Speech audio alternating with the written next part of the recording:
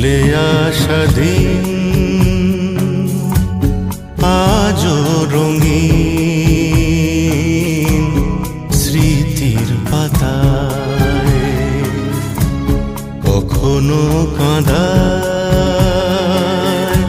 কখনো হাসায় আমায় এই নিরালায়।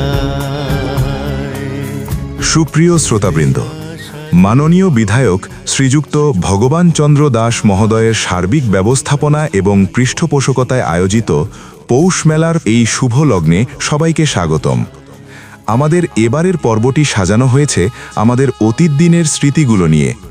আমরা আশা করি যারা এই স্মৃতিগুলো নিয়ে বেড়ে উঠেছেন তারা তাদের অতীতগুলো মনে করে আনন্দ পাবেন।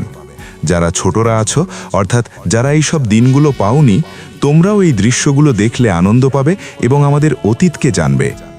প্রদর্শনীটির শেষে ছোটদের জন্য একটি গুরুত্বপূর্ণ মেসেজ আছে, তোমরা সেটা মনোযোগ দিয়ে শুনবে এই অনুরোধ থাকলো তোমাদের প্রতি।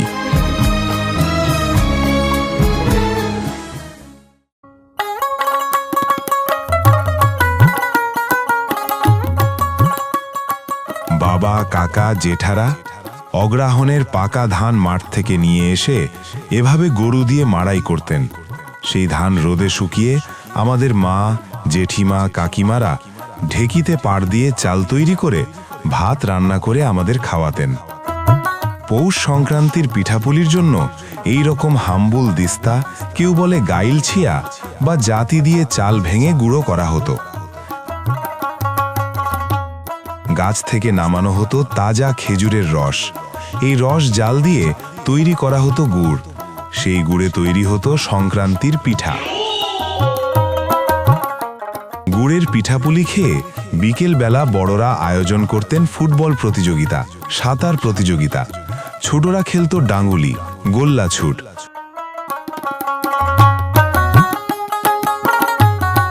গরুর গাড়িতে চড়ে পৌষ মেলায় যাওয়া, সার্কাস দেখা, মেলা থেকে আমরা কিনে আনতাম ঘুড়ি, হাওয়াই ফ্যান বা ফরফরি।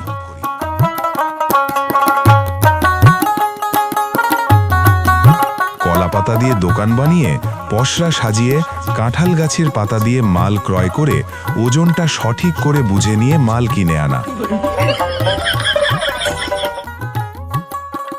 উল্লেখ্য যে সবচেয়ে বড় কাঁঠালের পাতাটা কিন্তু 500 টাকার নোট ছিল। ধুলাবালির কোরমা, পোলাও রেঁধে হতো খাওয়া দাওয়া।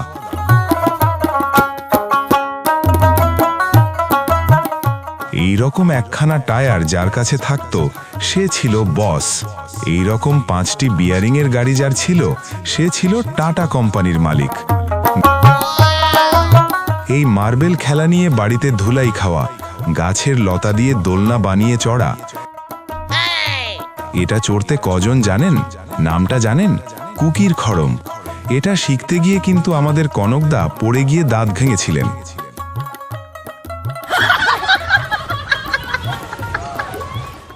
একটি সাইকেলে একটি ট্রেনের পুরো প্যাসেঞ্জার। দিঘি থেকে তুলে আনা পদ্ম ফুল, ব্রিটিশ আমলের কলে স্নান করা। কক ফাইট অর্থাৎ মুরগির লড়াই। কাগজের নৌকা ভাসানো, বায়োস্কোপের রূপবানের কাহানি দেখার টাকা থাকতো না অনেকের কাছেই, তাই ঘর থেকে আমরা ধান বা চাল নিয়ে এসে এই এন্টারটেনমেন্ট উপভোগ করতাম।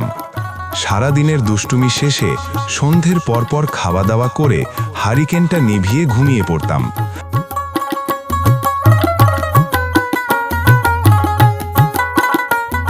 হারিকেনের updated version Eveready torch light, 2 battery, 3 battery, কজনার কাছেই বা থাকতো।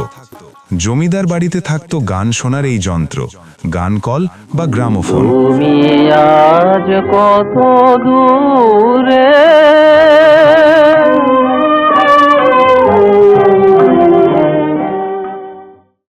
রেডিও গ্রামে 2-3 জনার বাড়িতে থাকতো। এটা যার বাড়িতে থাকতো রবিবারের রামানন্দ সাগরের রামায়ণ দেখতে এটাকে বের করতে হতো বাড়ির বাইরে। अपनी अपनी अंतर्दृष्टि से देख रहे प्रभु को नर नारी भावना जैसी रही जीने। दिल भी कितना पागल है। টেলিভিশনের সাথে এই ভিসিআর সেটটি যার কাছে থাকতো তাকে কি বলা হতো আপনারাই বলুন। গান শোনার টেপ রেকর্ডার, অডিও ক্যাসেট দেওয়া নেওয়া নিয়ে বন্ধুদের সাথে মনোমালিন্য। প্রো লেভেলের ফটো ক্যামেরা, এটা স্টুডিও মালিকদের কাছে থাকতো। Yashica MF2 reel camera.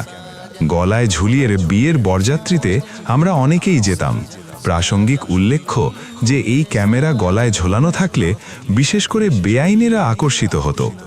ক্যামেরায় রিল না থাকলেও অনেক সময় শুধু ফ্ল্যাশ মেরে আমরা ভাব নিতাম।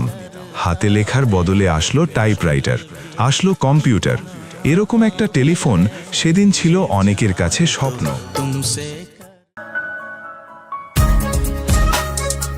আর আজ সবার হাতে স্মার্টফোন। আর এই স্মার্টফোনের ওপরেই ছোটদের জন্য আমাদের আজকের মেসেজ। কেমন লাগলো আমাদের প্রদর্শনী? আশা করি কিঞ্চিত মাত্র আনন্দ দিতে পেরেছি। ছোটদের প্রতি আমাদের মেসেজটা হলো এই যে, তোমরা যারা লেখাপড়া করছো এবং যারা যে কোনো কারণে লেখাপড়া ছেড়ে দিয়েছো, তারাও পড়াশোনা এবং কাজের ফাঁকে যেটুকু সময় পাও, ফেসবুক, ইনস্টাগ্রাম, হোয়াটসঅ্যাপে সময় নষ্ট না করে তোমাদের যে বিষয়টা ভালো লাগে সেই বিষয়ের ওপরে স্কিল ডেভেলপ করো। তার জন্য তোমার হাতের ওই মোবাইলটিই যথেষ্ট। কৃষিকাজ থেকে শুরু করে রকেট ওড়ানো পর্যন্ত যে কোনো কিছুই শেখা এই অনলাইন প্ল্যাটফর্মেই পেয়ে যাবে, তাও আবার ফ্রিতে। তাই সিদ্ধান্ত তোমার, তুমি কি করবে? টাইমকে ওয়েস্ট করবে নাকি ইনভেস্ট করবে? আমাদের এই মেসেজ থেকে যদি একজনও স্কিল ডেভেলপ করে, তাহলে আমরা বুঝব আমাদের এই পরিশ্রম সার্থক হয়েছে। সবশেষে সিনেমার একটি ডায়ালগ দিয়ে শেষ করছি। কাবিল বনো, কামিয়াবি তোমারি পিছে ভাগেগি। ধন্যবাদ।